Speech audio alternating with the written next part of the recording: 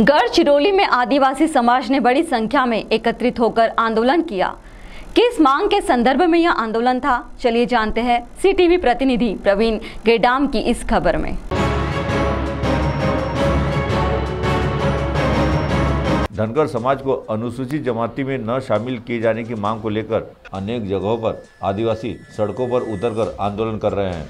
गढ़चिरौली में भी बड़ी संख्या में आदिवासी समाज ने एकत्रित होकर आंदोलन किया, जिसमें पुरुष महिलाओं के साथ युवक युवतियां भी शामिल थी।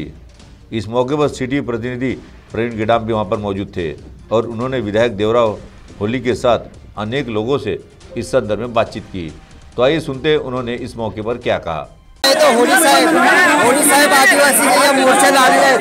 होली साहेब आपण सत्तेमध्ये आहात, आपण काय भूमिका आहे आपली आणि आपण का बरं आजपर्यंत संजय राऊत या निर्णयाचा आपण नकार दिला नाही? मधला एक भाग आहे, सत्ताधारी आमदार आहे, परंतु या महाराष्ट्रामध्ये धनगरांना आरक्षण देण्याच्या संदर्भात आमच्या आदिवासीला काही लोक सांगत आहेत। मी या विधानसभाचा आमदार म्हणून धनगरांना आदिवासीमध्ये बिलकुल समाविष्ट होणार नाही आणि समाविष्ट मी समजा असं झालं तर माझा आमदारकीचा राजीनामा मी देऊ। सर, आज आपण बघताय नरहरी झिरवाळ साहेबांनी उड्या मारलेल्या, पण आपण त्याला काही सहकार्य केले नाही। आम्ही नरहरी झिरवाळ साहेबांनी जे कृत्य केले त्या कृत्याला माझं पूर्णपणे समर्थन आहे। मी मला पण बोलवले होते, पण माझ्याकडे थोडासा मुख्यमंत्री लाडली बहिणीचे मेळावे होते म्हणून मी त्याकडे गेला नाही, म्हणून मी त्यांच्या पाठीशी मी पूर्ण आहे। आपण बघू शकता गढ़चिरौली येथे धनगरांच्या खिलाफ आदिवासीचा या ठिकाणी महामोर्चा काढण्यात आलेला आहे। माझ्यासोबत सीटीव्हीशी बातचीत करण्यासाठी गुलाबराव मडावी सर, आपण जो धनगराच्या विरोधात मोर्चा काढलेला आहे, आपलं काय म्हणणं आहे या संदर्भात?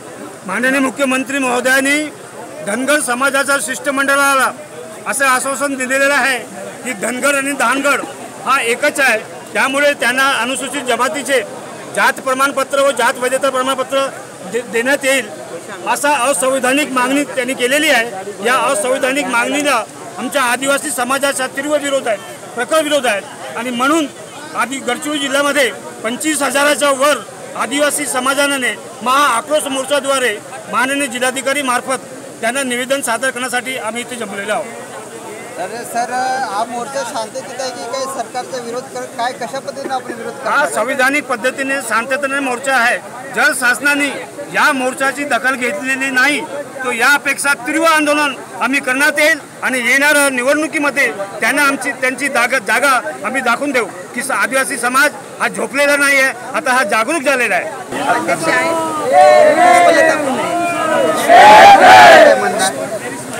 जे आता सरकारने जो धनगर विषयी जो म्हणजे पवित्रा घेतला आहे की धनगरांना आदिवासी अनुसूचित जमातीमध्ये आरक्षण देणार म्हणून, आणि या सगळ्याला आमचा तीव्र विरोध आहे।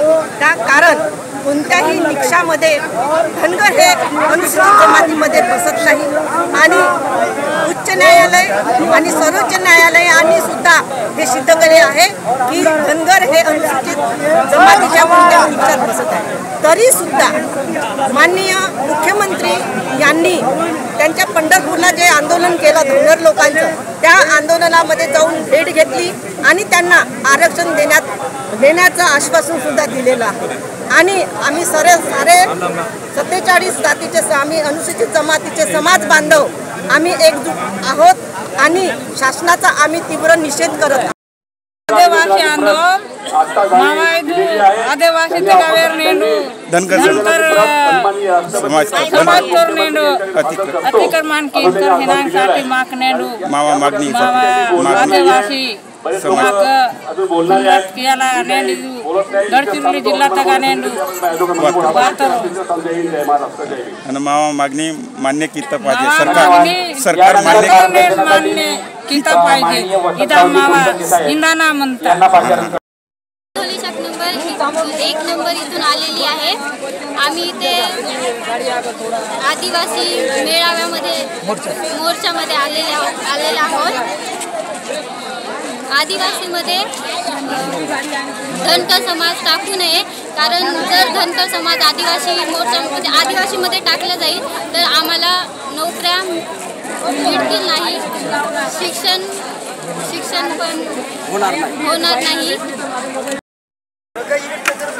आपण बघू शकता गडचिरोली येथे आदिवासीच्या विविध संघटनेच्या माध्यमातून, कृषी समितीच्या माध्यमातून या ठिकाणी जो महाराष्ट्र सरकारने धनगराच्या संदर्भात जो आरक्षण काढलेला आहे त्या आरक्षणाचा निषेध करण्याकरिता हा धनगराच्या संदर्भात जो आरक्षण आदिवासीला आरक्षण देण्यासंदर्भात PR काढलेला आहे त्याचा या ठिकाणी निषेध करण्याकरिता लाखोच्या संख्येमध्ये आज गडचिरोलीला जिल्हाधिकारी कार्यालयावर मोर्चा काढण्यात आलेला आहे।